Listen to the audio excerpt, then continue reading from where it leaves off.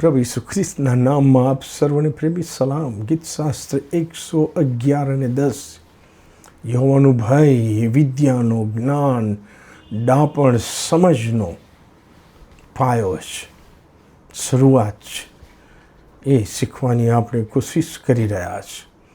અને એનો અર્થ કે પવિત્ર ઈશ્વરની પવિત્ર હાજરીનું સતત ભાન રાખીને યહોવા ઈશ્વરનું માન સન્માન જળવાય તે રીતે સર્વ પ્રકારની ભૂંડાઈ અને દુષ્ટતા અને દુરાચારથી પોતાને દૂર રાખીને આપણે જીવવું પડશે. યહોવાના ભયમાં જીવનાર મનુષ્ય માટે બાઇબલમાં ઘણી બધી જગ્યાએ આશીર્વાદિત વચનો આપવામાં આવ્યા છે અને એમાંથી કેટલાક વચનો હું કેવળ વાંચવા માગું છું. પહેલો સમુએલ 12 અને 14 લખ્યું છે કે જો તમે યહોવાનો ભય રાખશો, તેમની સેવા કરશો, તેમની વાણી સાંભળશો અને યહોવાની આજ્ઞા વિરુદ્ધ બંધ કરશો નહીં, તો તમે તથા જે રાજા તમારા પર રાજ કરતો હોય તે પણ તમારા ઈશ્વરના અનુયાયી થશો. તમે તો સારું, તમારું ભલું થશે. ગીતશાસ્ત્ર 25:12 લખ્યું છે કે જેઓ યહોવાથી બીવે છે તે કયું માણસ છે, કયો માર્ગ પસંદ કરવો તે યહોવા તેને શીખવશે. ઘણીવાર આપણે કન્ફ્યુઝનમાં હોઈએ છીએ કે ઈશ્વરની ભીખમાં હું શું પસંદ કરું. આવે ત્યારે પ્રભુનું વચન આપણને મદદ કરે છે.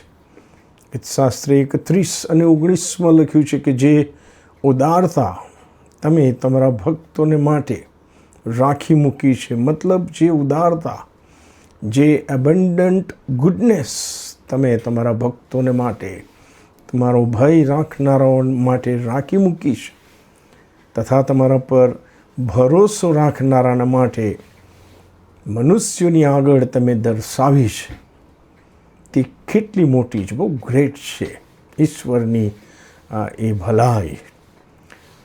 ગીતશાસ્ત્ર 103 અને 13 લખવામાં આવ્યું છે કે જેમ પિતા પોતાના બાળકો પર દયાળુ કરુણાળુ છે, તેમ યહોવા પોતાના ભક્તો પર દયાળુ છે.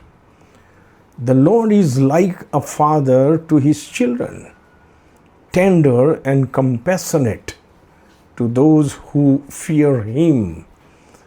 અહીં આગળ ભક્તોનો અર્થ થાય છે those who fear him, જેઓ પ્રભુની ભીખમાં જીવે છે. ગીતશાસ્ત્ર 147 અને 10-11 લખવામાં આવ્યું છે કે તે એટલે કે યહોવા ઈશ્વર ઘોડાના બળથી પ્રસન્ન થતા નથી અને તે માણસના પગના જોરથી પણ રાજી થતા નથી, પરંતુ જેઓ તેમનો ભય રાખે છે, જેઓ ઈશ્વરની બીક રાખે છે અને તેમની કૃપાની આશા રાખે છે, પોતાના સર્વ પ્રસંગમાં ઈશ્વર પર ભરોસો રાખે છે, તેમના પર યહોવા રાજી રહે છે. માલાખી 3:16-18 લખવામાં આવ્યું છે ત્યારે યહોવાનો ભય રાખનારાઓએ એકબીજા સાથે વાત કરી. શું વાત કરી? એ કલમ 14 અને 15 લખ્યું છે. એ લોકોએ વાત કરી કે ઈશ્વરની સેવા કરવી એ નકામું છે. કોણે? યહોવા પર ભય રાખનારાઓએ અંદરો અંદર વાત કરી કે યહોવાની સેવા કરવી એ નકામું છે. અમે તેમના વિધિઓ પાળ્યા અને અમે સૈન્યોના ઈશ્વર યહોવાની આગળ શોક વસ્ત્ર ધારણ કરીને ચાલ્યા છીએ, તેથી શો લાભ થયો? હમણાં અમે ગર્વિષ્ઠોને ધન્યવાદ આપીએ છીએ. આ દુરાચાર્યો આબાદ થતા જાય છે. આ તેઓ ઈશ્વરની પરીક્ષા કરે છે, છતાં તેઓ બચી જાય છે.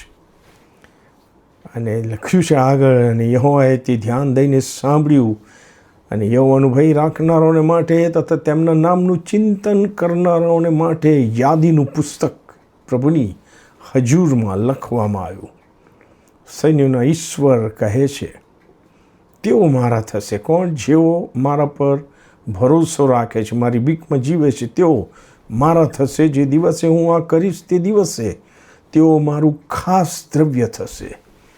જેમ કોઈ પિતા પોતાની સેવા કરનાર પોતાના પુત્ર પર દયા રાખે, તેમ હું તેમના પર દયા રાખીશ. ત્યારે તમે ફરશો અને સદાચારીની તથા દુરાચારીની વચ્ચેનો, ઈશ્વરની સેવા કરનારની તથા તેમની સેવા નહીં કરનારની વચ્ચેનો ભેદ સમજશો. લૂક 1:50 લખવામાં આવ્યું છે. આ પ્રભુ ઈસુ ખ્રિસ્તની માં મરિયમે જે સ્તુતિગાન ગાયું એનો ભાગ છે. એ કહે છે કે જેઓ પ્રભુ પરમેશ્વરનું ભય રાખે છે તેઓ પર પેઢી દર પેઢી પ્રભુની દયા રહેશે. આમેન.